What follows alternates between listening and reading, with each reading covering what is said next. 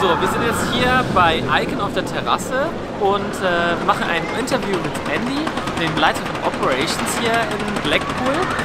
Und ja, es wird auf Englisch sein. Wir gucken mal, dass wir deutsche Untertitel für euch machen können. Aber ja, wir versuchen einfach zu sprechen, dass es auch irgendwie jeder versucht. So, welcome. Hello. Welcome to Blackpool. Thank you very much. We already had a great day. Okay, good. And the sun's out for you. Yes, well. finally. It's always like this. Always? Yeah. Okay. Yeah, so, Andy, since when are you working here at Blackpool? It's quite an old park, but I think you're a bit younger. Yeah, well, yeah. This is our 126th season, although this isn't my 126th season. This is my 8th season here.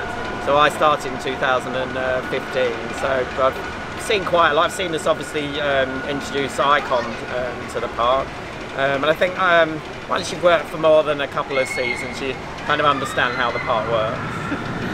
Okay, yeah, interesting. That's how we want to find out a bit how the park works, because it's, I think, quite unique that you have a park with such a nostalgic feeling, old rides, new rides, and a small footprint still, but still you have quite some plants, and it's not grey, it's also green. Yeah. I think it's quite a unique park, so it's interesting to find out how this can work.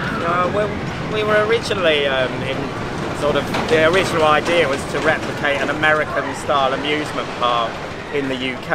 I mean that was in 1896, so it was obviously a long time ago. But I think we've kind of kept that tradition going, and I think what we do well or do best here, and what makes us unique is, yes, we are in terms of size, we're quite a small park. We're only got 43 acres, but we've got rides from every era. So, you know, our oldest ride, the Flying Machines, opened in 1904. We've got the first Ghost Train. We've got a whole range of dark rides that people love and feel nostalgic about. And then we've got 10 roller coasters, including 4 classic wooden coasters. I think what we do best, in my opinion, is that we have that nostalgia angle, and it is true that you get visitors who came here when they were little kids, they grow up, they have their own kids, and they want to replicate that experience, and they come here and they want to go on the same rides that they went on when they were a little kid, and I understand that, and a lot of our rides do cater for that, but I think then we also surprise people by having a state-of-the-art ride like Icon behind me.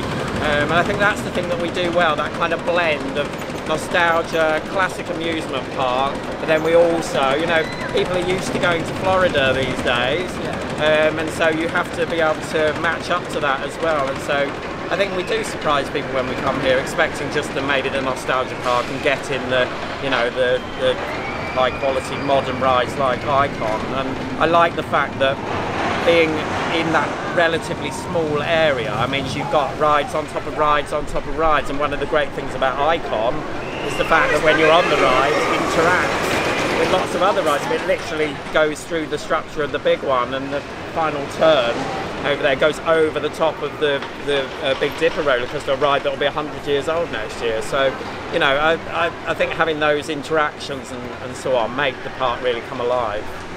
Yeah, that's really amazing. That's a great conclusion, I think, from the park. And I hope we can show it to our viewers as well in the video we took. And what would you say? What are you most proud about your work here?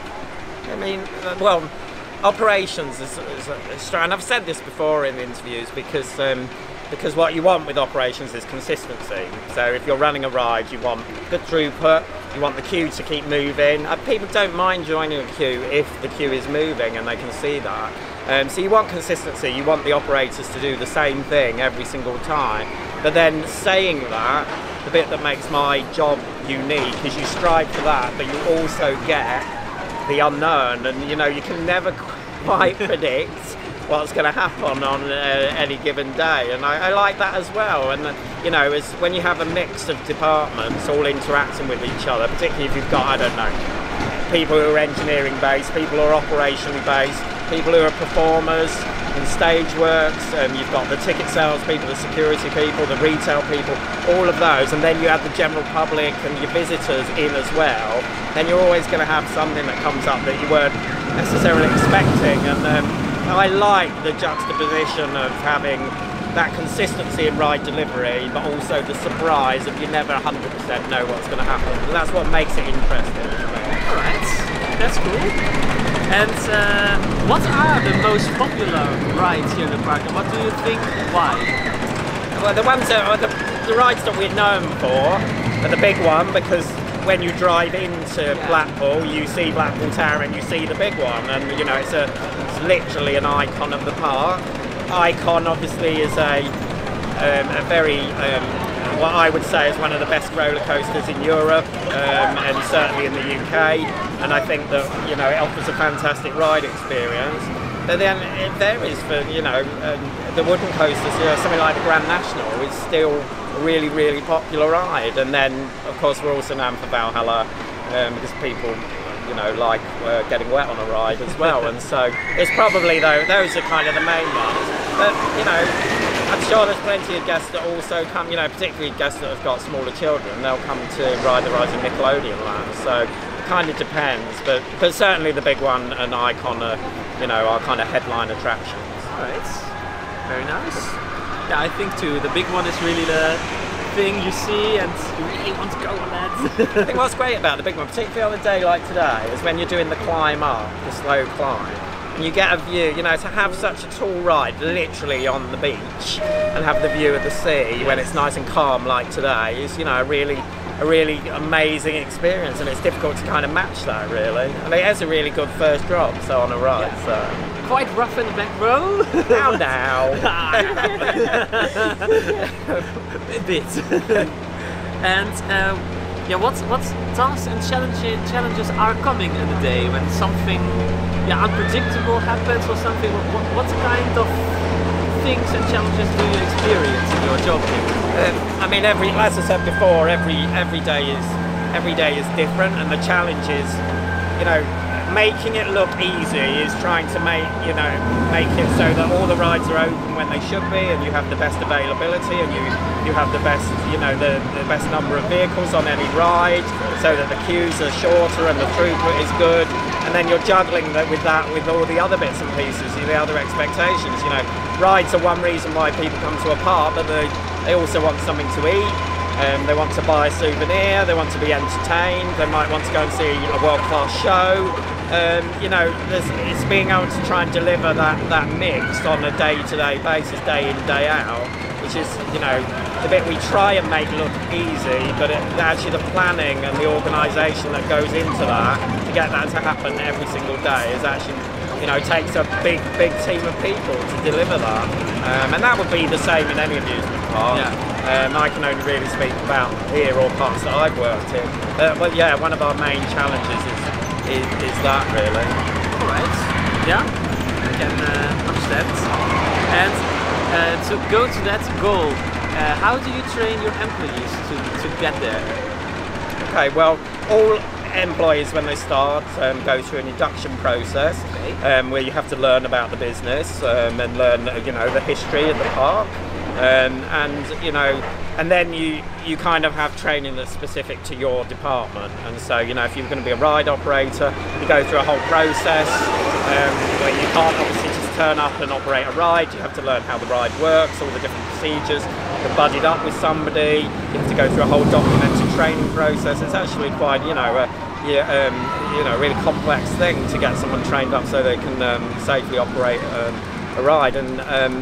And then, but that's only one aspect, and then you've got the other aspects. So, you know, we do a big push for all employees on guest service. You know, there's a level of service that we want to offer people, and we want all of our employees, no matter what department they work in. The best employees are the ones that can literally answer any question. And, you know, we're outside a catering unit.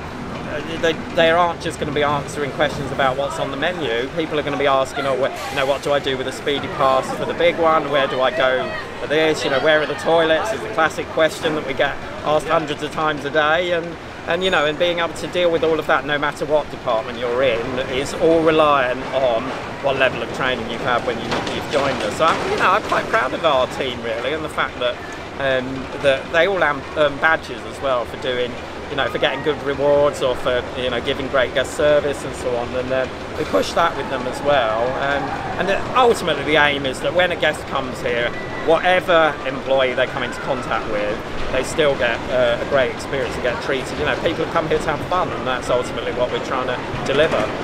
And that's really what we also recognize in the park. We also had, because the park is quite complicated if you don't know it, so I can understand that guests are asking all the same questions every time.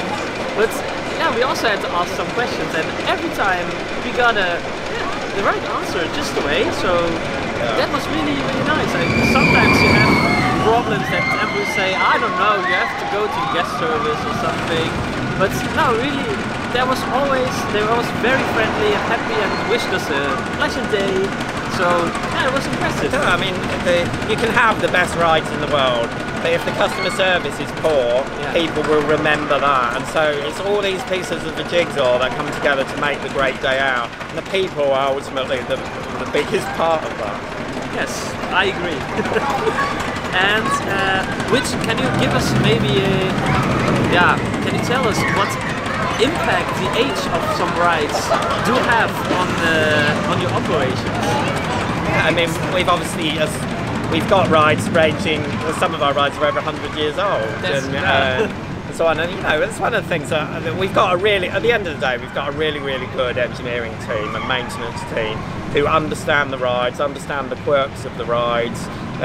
We've got 4 wooden coasters, we've got a structures department that look after them, and there's some crossover between them and the operations department. So some of my staff walk the wooden coasters every morning before we open. I think the key part in terms of challenges is making sure that you've got that experience of people that understand the rides. And and I'm not saying I'm at that level, but I can go on a wooden coaster, I can ride it, and I will probably know if there's something not quite right with it, because when you ride the rides all the time, like we do as part of our job, you get used to the sound of them, the feel of them, and whether they're running how they should. So I'd say, yes, it's a challenge to operate or keep maintaining rides which are, a lot older than you would find necessarily in other parks. But then, but one of the great things about that is that delivers that nostalgia aspect that you mentioned, and if you've got a really good team working on it, then you can keep these rides, rides going for people to enjoy into the future. So I'm proud of the fact that we've got a ride that's over 100 years old operating, and the fact people still get thrilled by it and still want to come and ride it. I think that's a really good thing. Yeah, it's quite fun, I have to say. It's really airtime on it. So it's actually if you're talking about the Big Dipper, which is 100 next year, it's actually a really thrilling ride. Yes.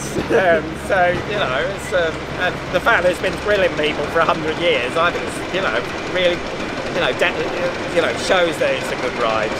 And now you're updating the Valhalla ride we saw. Correct. It's really sad we cannot ride it, because when we were here last time we had a really great experience on that.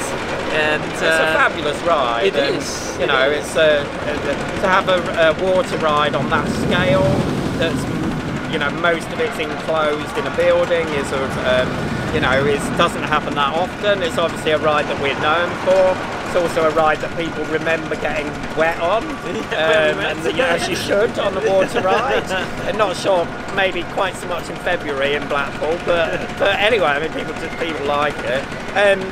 Yeah, I mean, it's going through a complete reimagining, and when it reopens, I hope that people like it. And there'll certainly be, there'll certainly be lots of changes and lots of updating and lots of new aspects for people to look forward to. So hopefully, people will you'll need to come back and ride it. And do you already know when it will open this season? It will open when it's ready. Oh, that's a good answer. Alright, and maybe for the last question, can you tell us some weird or fun situations you had with visitors sometime? We visited.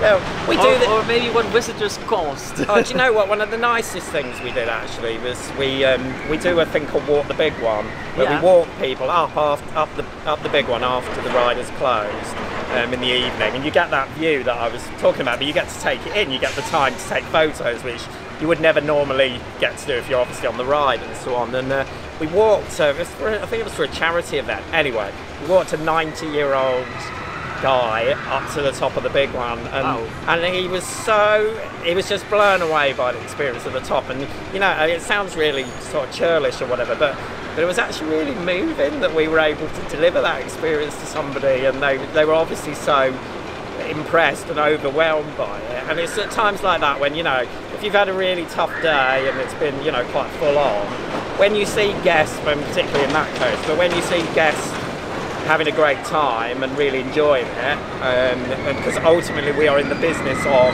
delivering fun to people, that's when it makes it all kind of worthwhile. And that's probably, you know, for me, those are the bits where you know, I love what I do, and you know, most normal jobs you don't get to walk up a roller coaster or to be able to take the general public up a roller coaster. So, you know, I'm really privileged that we get that. And that kind of makes up for the more crazy bits when you're, you know, trying to find someone's false teeth in the lake under infusion, or somebody's dropped their phone or whatever it is. So those little challenges are kind of offset by, you know, the guests when you're able to actually deliver something which they perhaps weren't expecting and that they're really overwhelmed. So, you know, I'm really lucky in my job, and it's a privilege to work here. Wow, thank you very much. No problem. That was very nice to have your information and your experience here. And yeah, I think then we are done. Machen wir weiter. Was? Und gehen noch weiter in den Park und zeigen euch natürlich auch noch die Dark